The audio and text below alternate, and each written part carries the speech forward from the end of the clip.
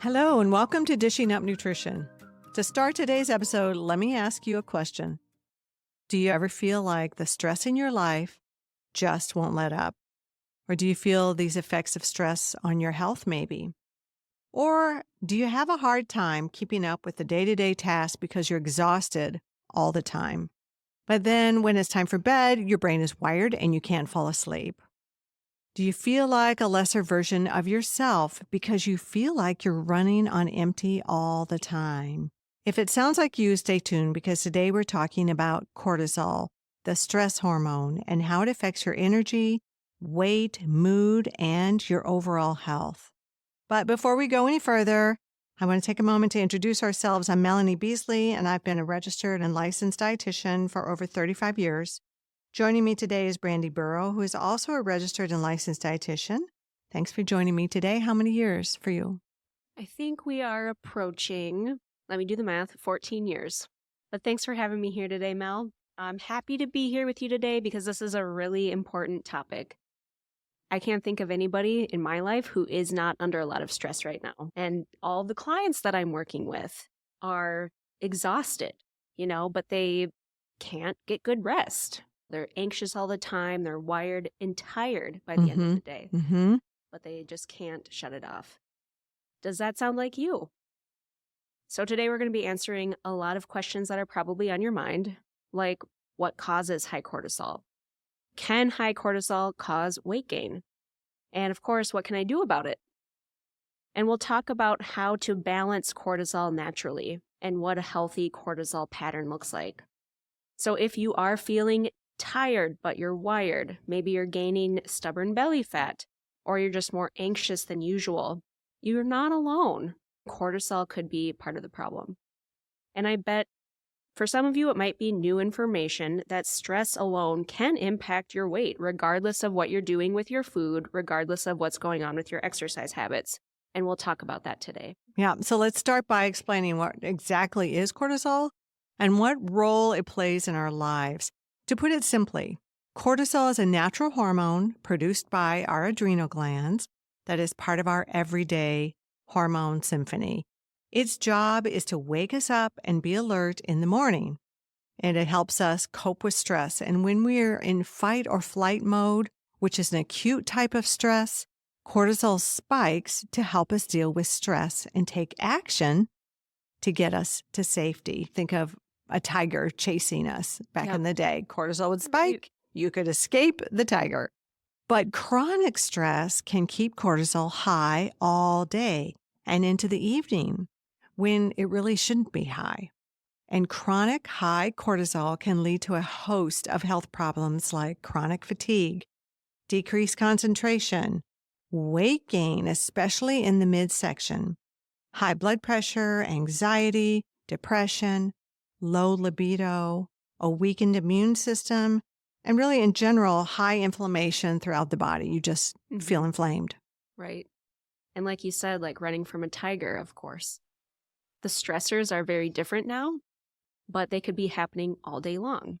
Yes. It could be being in a traffic jam, getting ready for an intense meeting, getting in a fight with your partner. There's all of these new stressors that are hitting you constantly throughout the day.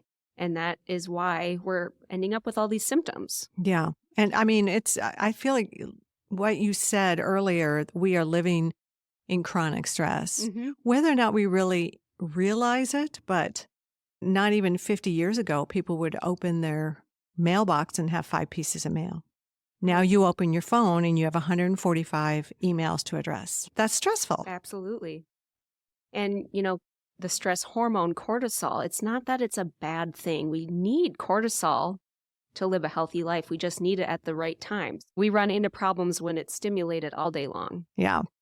But a healthy cortisol level looks a little something like this. So just before you wake up in the morning, your cortisol is going to shoot up. And that's what's going to get you out of bed. That's what's going to wake you up, make you alert, get you ready for the day, and it's going to peak mid-morning. But then from there, it should gradually start to taper, slowly declining throughout the day until it's time for bed, gets you ready for sleep. Should be almost at zero while you are sleeping. So it has an inverse relationship with melatonin. So melatonin is also known as our sleep hormone. I kind of think as cortisol and melatonin as like the sun and the moon. Oh, I So love that. when the sun is up, cortisol is going to be higher, gradually decline with the sunset. And when the moon is up, melatonin is higher. So if you were to look at a healthy cortisol chart, it should look like the beginning of a roller coaster, where there's a sharp incline right away in the morning, and then a big drop, and it's just going to get calmer and calmer until the end of the ride or the end of your day. And then you'll be able to sleep. Wow. Well, have you noticed that when you're extra stressed and not sleeping well, you're putting extra weight on around your midsection, even if you're not eating any differently? I saw this so much through COVID with my clients because of the chronic stress. You're not crazy for thinking this is happening to you. A chronically high level of cortisol does put extra fat on around the midsection. And why is this?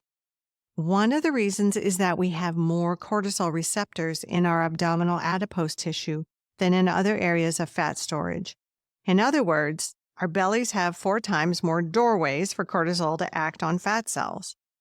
Cortisol also increases our blood sugar level temporarily, giving us quick energy to fight or flight the stressor at hand. Well, when stress is high all day long, it could keep blood sugar elevated higher than we want for longer than we want, leading to insulin resistance. The classic look of insulin resistance is weight around the belly. Yeah, so if you look at where you might be gaining weight, that does give us some clues about what the underlying cause might be. So midsection weight gain sometimes is connected to chronic stress. When cortisol is high from ongoing stress, your blood sugar goes up. Cortisol causes your blood sugar to go up, and that causes your pancreas to pump out more insulin. Insulin is our primary fat storage hormone. So insulin is also going to cause that fat storage at this point around the midsection. And then the high cortisol can also cause your muscles to break down, as if it wasn't bad enough. So now you're starting to lose that lean body mass, which is so important for our metabolism. And your body composition starts to change and your metabolism starts to decline. So it just goes to show that weight is really not just that old equation, calories in, calories out. There are so many factors at play when it comes to weight, especially hormones. Yes. Yeah. I think there's also often that aspect of emotional eating. When you're stressed, yes, your cortisol is going up, but you're also possibly more likely to overconsume comfort food, carbohydrates, or sugar during a time of stress, which of course can also contribute to weight gain. So regarding our stress hormone cortisol, you have to take a minute to think about what is causing you stress these days. Is it work, family, relationships, aging parents, the breaking news cycle that never ends? All of the above. I had a client recently and her cortisol level was up because of her chronic, long aerobic sessions. And so she was trying to lose that weight. She was doing what she knew to do back in her 20s. And so she was doing these long runs, these power walks. She was doing long classes. And that is a form of stress to the body. So I have her take 2 days of rest and she started losing weight where she couldn't before because her cortisol was so high.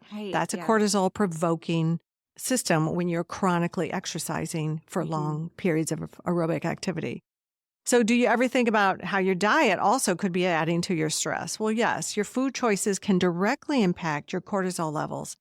As dietitians, that's of course where we like to focus. You can't always control your outside stressors, but one thing you should have more control over is your food choices. We know sometimes diet isn't 100% in your control, but we want to help you make better choices regardless of your situation. That's what we're for. Exactly. Yeah, fortunately, food is something you have a little more control over, more so than most stress in our life. So if that's something that you could change to lower your overall stress, you would, and we can help you with that. And as I mentioned earlier, your cortisol levels should look something like the beginning of a roller coaster where there's one big spike in the morning and then it starts to taper down. So when we're thinking of a healthy, balanced diet, I always like to think about blood sugar. And I picture that perfect, stable blood sugar graph in my mind where it's got more of the rolling hills pattern of ups and downs. There's slight ups, gradual declines all day long.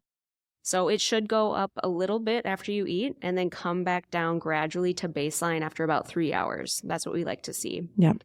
And this should happen every time you eat. So whether it's, after a meal, after a snack, ideally it's like three to 5 times a day. But we really want to take that opportunity to stay as stable as possible and prevent those big spikes in your blood sugar and those big crashes in your blood sugar. So this could happen when you're eating a really high carbohydrate meal. So maybe it's a big slab of lasagna with a breadstick on the side, or a big plate of fried rice, or maybe you decide just to have a big bowl of popcorn for dinner. I have seen this with a lot of my clients. It's great with the clients that have the continuous glucose monitor because they can see those big spikes. Yep. Exactly. Or, quote unquote, just a cup of coffee on your way to work. Right. And it's loaded with a sugary syrup. Yeah, like those fancy coffee drinks where it's basically just sugar. Very stressful, raises your cortisol. Exactly. Anytime your blood sugar spikes, it's usually followed by a big crash. And in both of those extremes, that is stress on the body. So we need to think about how we can optimize our blood sugar to prevent that added stress on our body. Well, just think of it like this. High stress equals high cortisol. And high sugar, ultra-processed foods create that stress in the body. So high sugar equals high cortisol. To avoid adding extra stress to your body, we aim to keep blood sugar levels nice and steady throughout the day. It's exactly what you said, the rolling hills. We do this by eating real food, what we call in balance. So that's quality animal protein, real natural fats, and carbohydrates, mainly from vegetables, which is loaded with fiber, which helps buffer that peak. I love clients to start with a fibrous, good, crunchy salad that has a little bit of fat in it, and then go to protein. And then lastly, maybe that's when they have a little sweet potato or beans or something. But stacking your food in order eating really makes a difference. And to keep blood sugar balanced, the goal for women is for each meal to look like this: 3 to 4 or even 5 ounces of animal protein. This looks like pasture-raised eggs and poultry, wild-caught fish, seafood, grass-fed beef, even quality protein powder made from whey or beef from grass-fed cows. And then the vegetables, the fiber. We want to include that fiber before the concentrated carbs. The more colorful, the better.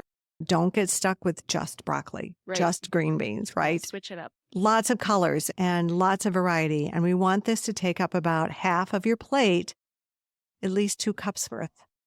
If it's leafy greens, pack those cups. So, and then about a half a cup of grains or legumes or starchy veggies like potato or squash.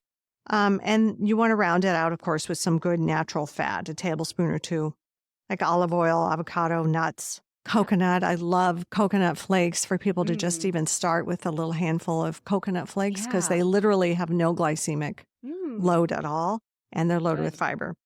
So anyway, making sure you have these 3 components with each meal or snack every 3 to 4 hours will make your blood sugar nice and stable all day long. And this is how the body was designed to eat, and it'll support your cortisol levels. Balanced blood sugar levels really lower that stress response, which in turn lower the cortisol and the inflammation in the body. Yes, so that's optimal picture for blood sugar balance.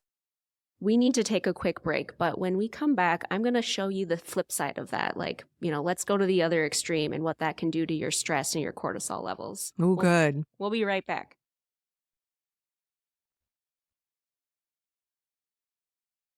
Welcome back to Dishing Up Nutrition. We are talking about stress and the stress hormone cortisol today, and we were just describing how to optimize your blood sugar to help reduce stress in your body. And what I'm going to do now is show you the flip side. So I'm going to show you the other extreme. So the optimal picture would be get a good balance of high quality protein, some high fiber vegetables, and a little healthy fat. That's going to help prevent those blood sugar spikes and those blood sugar crashes that can trigger stress in the body.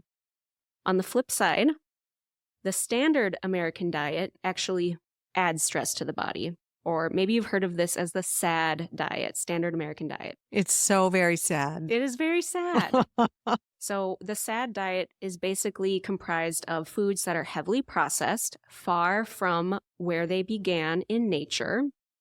And these foods are often very high in refined carbohydrates and processed oils. And at the end, there's really not a lot of nutritional value here. It just fills you up briefly for you to be starving later. Right. It puts volume in your stomach, but it's not really giving you any benefit. And you're hungry an hour later. And studies have shown that people who eat this ultra-processed Standard American Diet tend to have higher cortisol levels overall. And it's a pretty difficult cycle to break because, you probably don't have the best energy eating this way. Yeah. And you're probably motivated to grab something that is already prepared, those convenience foods that are ultra processed, but they're so nutrient poor that you're not really getting the energy you need to pick yourself up and make a good meal. So the cycle just goes on and on.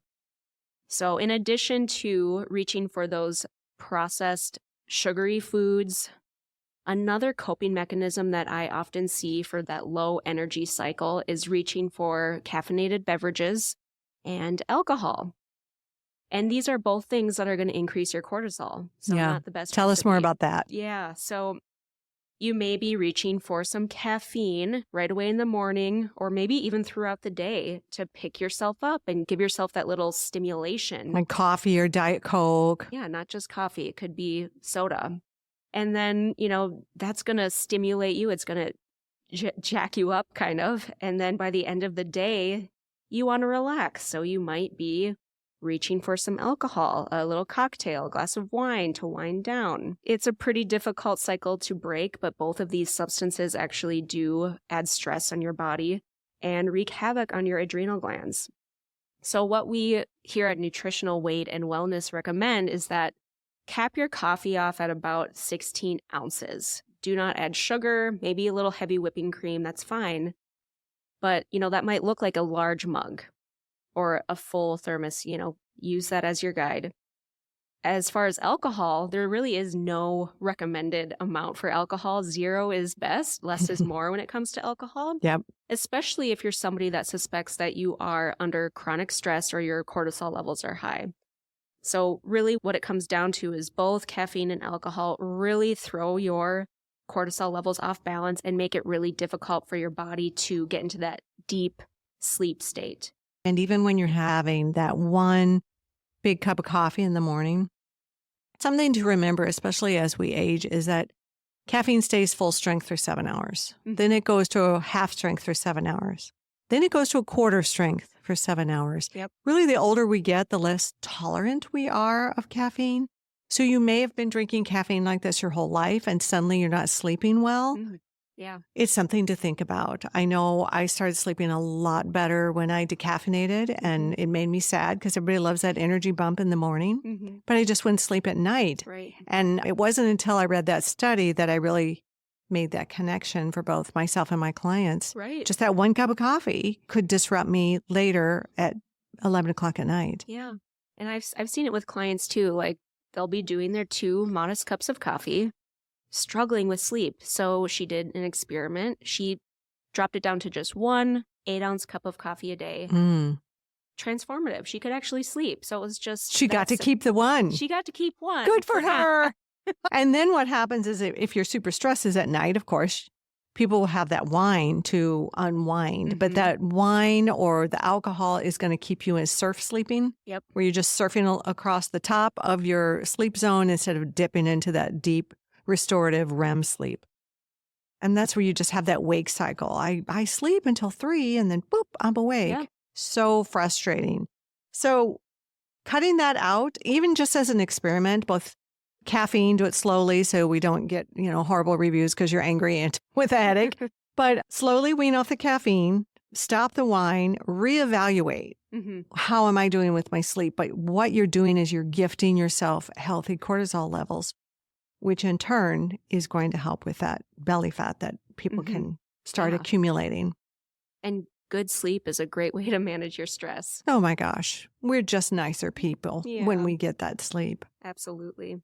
I think another bad habit that's common when we're under stress is skipping meals, especially breakfast. If you wake up, you're feeling frantic, you don't have time to actually prepare, this gorgeous breakfast that you might expect you need.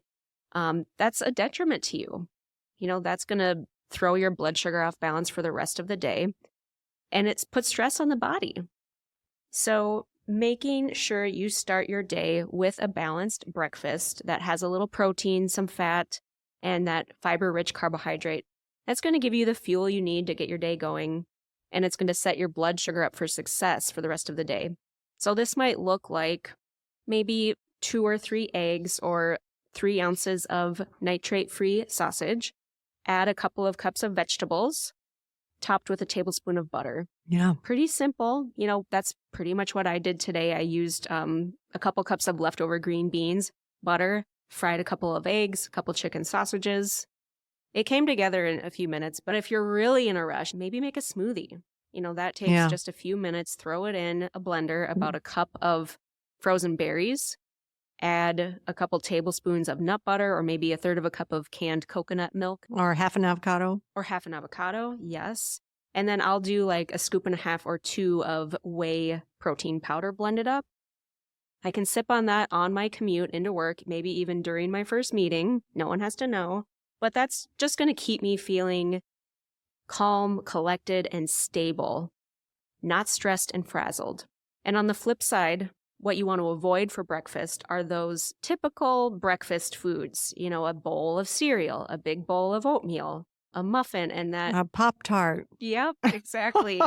So things that have been marketed as breakfast foods. That you definitely cannot pull a Pop-Tart from nature. There is no toast tree. There is no cereal bush.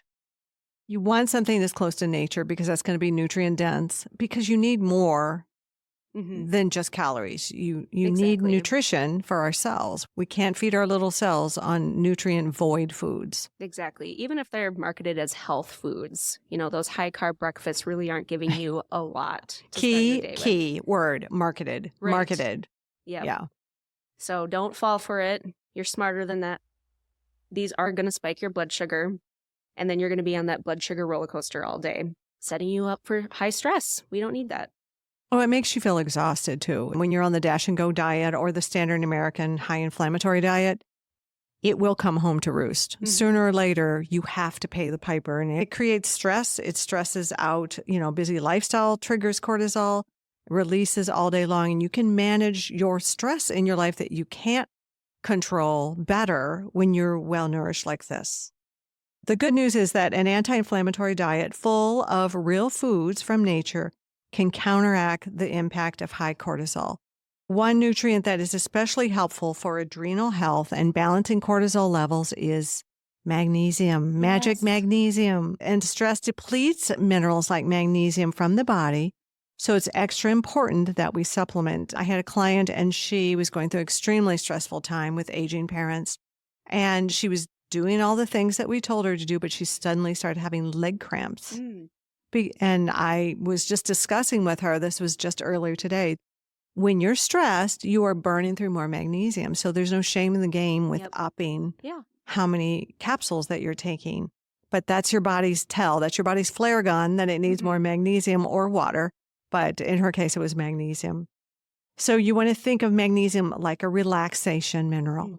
And we can get magnesium naturally in foods, of course, like leafy greens, nuts, and seeds. But we always recommend supplementing magnesium glycinate because we just don't get enough from the diet alone. Even if we eat healthy, our soil is different that we are growing our vegetables in. So I recommend start with supplementing 200 to 400 milligrams of magnesium glycinate. Or, if you've got a little hard stool, you might want mixed magnesium, which is a blend of both magnesium glycinate and citrate. And both of these options work great when you're trying to really improve your relaxation and your sleep quality. But don't run out and get magnesium citrate or oxide from your big box store because you'll end up with diarrhea, and that's stressful. Exactly. So it does, the form of magnesium does matter. It does. When I'm working with somebody who's focusing on balancing their cortisol and reducing stress, something else that I'll also recommend supplementing with are those omega-3 fats. So we've all probably heard that omega-3 fats are really important. So it's probably not surprising to you, but it is really important for keeping inflammation at bay. So omega-3s fight inflammation. Remember that. We can, of course, get some omega-3 fats naturally through real foods. Fatty fish is going to be your best source, but there's also a little bit of omega-3 fats in certain nuts and seeds. But I always like to recommend supplementing with an additional 2,000 to 3,000 milligrams per day for somebody who's really trying to fight inflammation. Mm-hmm. So 2,000 to 3,000 is a pretty standard dose. And just like magnesium, a lot of us are not able to get enough omega-3s from food alone. So it's just a good foundational supplement to have in your toolkit. Yeah, it's great. And especially here in Minnesota, the dry skin is crazy. The dry eyes are crazy. So that helps. Let's talk about another supplement that's in my go-to for calming my brain, and that's L-theanine. Yes. Love L-theanine. L-theanine is an amino acid that comes from green tea. So the leaves, when they're broken down and they're made into a supplement called L-theanine. So nothing too magical here. Mm-hmm. If you think of sipping a cup of tea, green tea, but what you're doing is you're taking L-theanine at a higher dose in supplement form, actually reduces that cortisol. Yeah, and there's no caffeine. There's no caffeine in it. So I can't do green tea. I can do L-theanine. And you can take a capsule of L-theanine as part of your daily routine or as needed when you're under stress. I like to take it before an important meeting or if I'm traveling to a new place or just anytime my brain feels overwhelmed or anxious.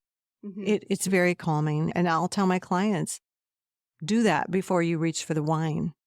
Yes. And so if you're looking for, calm relaxation, a little L-theanine might just get you there. Might get you there. Even I have one woman and I have her take it. She's got maybe a 20-minute drive and I have her take it before she leaves work. She takes one before she leaves work and she takes one when she comes in the door. And then I said, reevaluate. Do you actually need that wine now? And she's like, I don't. Yeah. So, better sleep. Beautiful. And no high blood sugar, cranking that blood sugar up with it just converts to sugar, really. Well, on a similar note, there's another herbal supplement that I like for that calming relaxation effect. And this is something that we also have on our NutriKey website, ashwagandha. And you've probably heard of ashwagandha. Yes. It's becoming a little more popular over the last few years. It's trending in drinks now, I see. Oh, yeah, yeah. It's full of a bunch of other crappy ingredients in those drinks. Yeah. So you've probably seen it as an ingredient in drinks that promise stress reduction, calming, relaxation. But what this is, it's considered an adaptogen.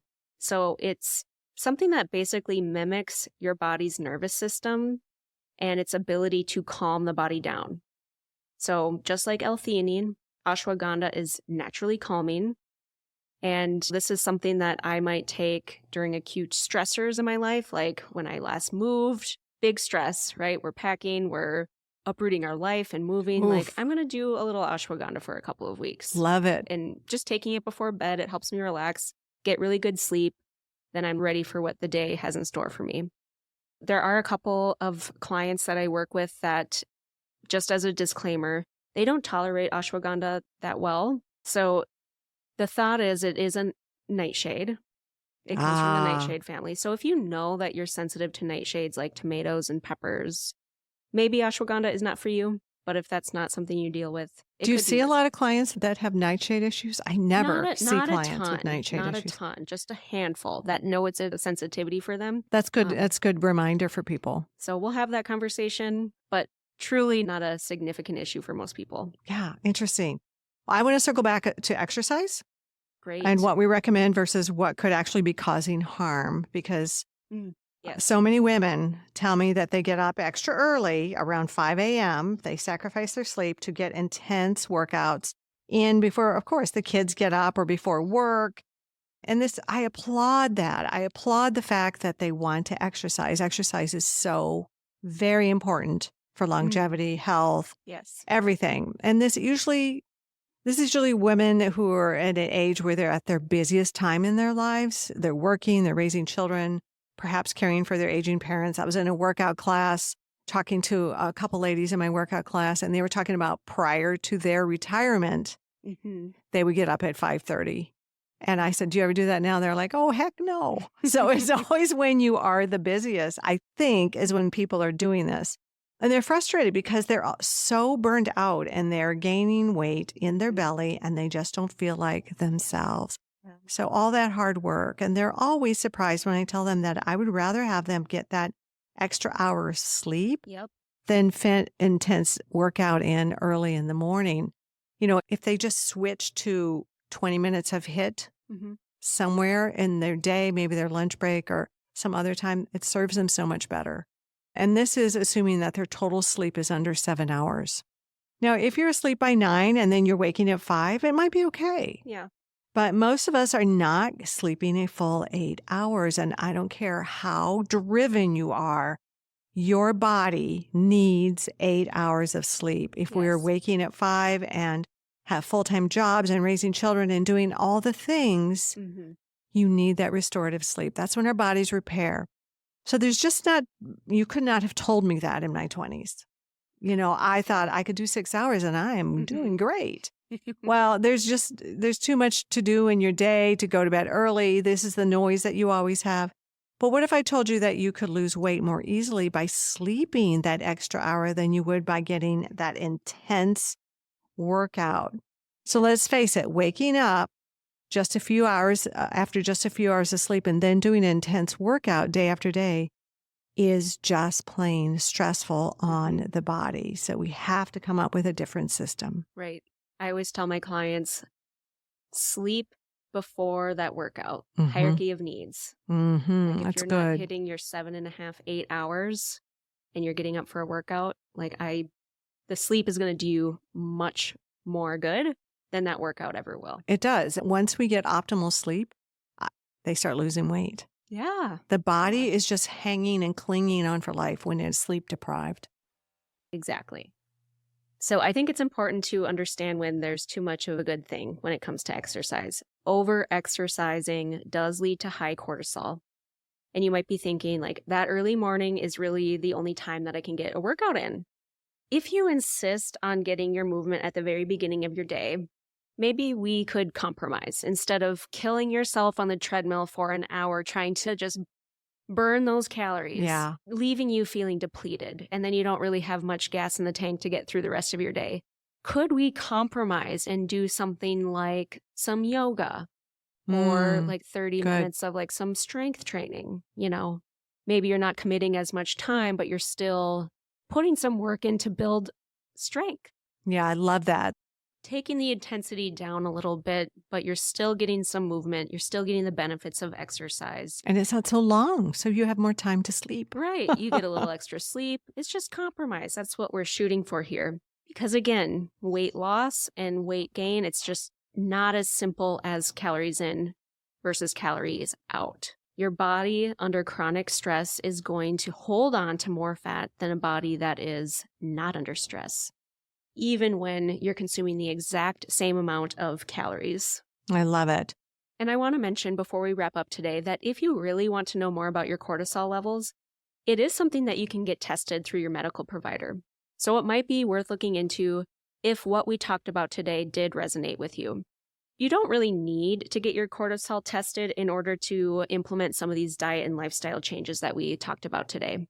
I will say that if you are curious and you want to get your cortisol levels tested, the best cortisol tests will be drawn several times a day. So it could be a saliva test or a urine test, but because cortisol fluctuates throughout the day, higher in the morning, lower at night, randomly testing it somewhere in the day isn't really going to give you that full spectrum picture of what your pattern is like.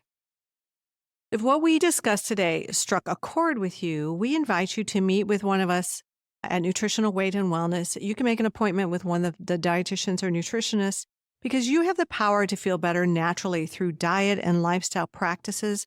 We want to help you. We want to be your coach and get you there. Stress in life is definitely inevitable, but there are things that we can do to combat stress that are in our control. We want to help you. You can give us a call to learn more or schedule an appointment at 651-699-3438 or visit weightandwellness.com to learn more. Our goal at Nutritional Weight and Wellness is to help each and every person experience better health through eating real food. It's a simple yet powerful message. Eating real food is life-changing. Thanks for listening. Thank you.